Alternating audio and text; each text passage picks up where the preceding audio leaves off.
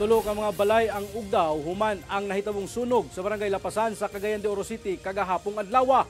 Tulo ka mga batanon giingong nakuryentihan samtang ginatabang nga mapalong ang kalayo. Ani ang dugang detalye.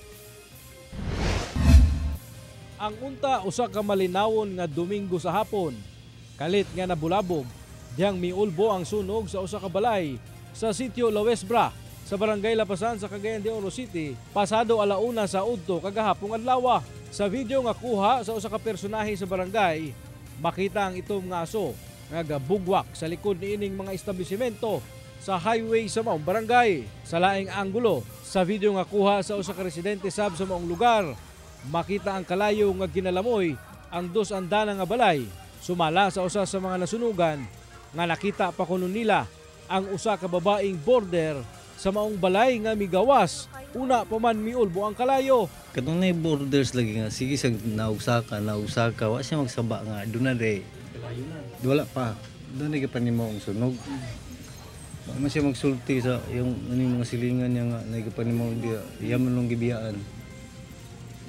Nibalik pa siya, pagbalik niya, dilao, siga na. Gisubayan pa nila pagpalong ang kalayo, apan paspas ang pagkailap nini, tungod gama lang sa mga light materials ang ubang parte sa ilang balay. Gani, tulo ka mga batanon ang nakuryentihan, dihang mitabang sa pagpalong sa kalayo. Walay na samdan, walay na nga kuryentihan.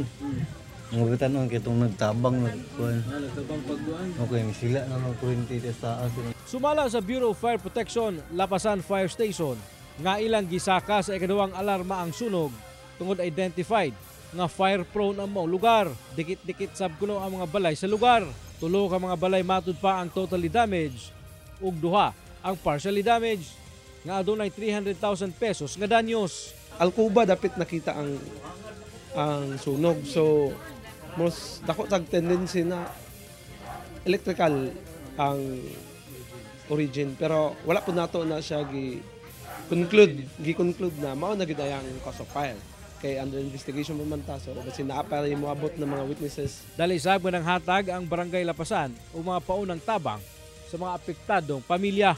Kauban si Makoy Sempron, James Paulo Yap, 1 Mindanao.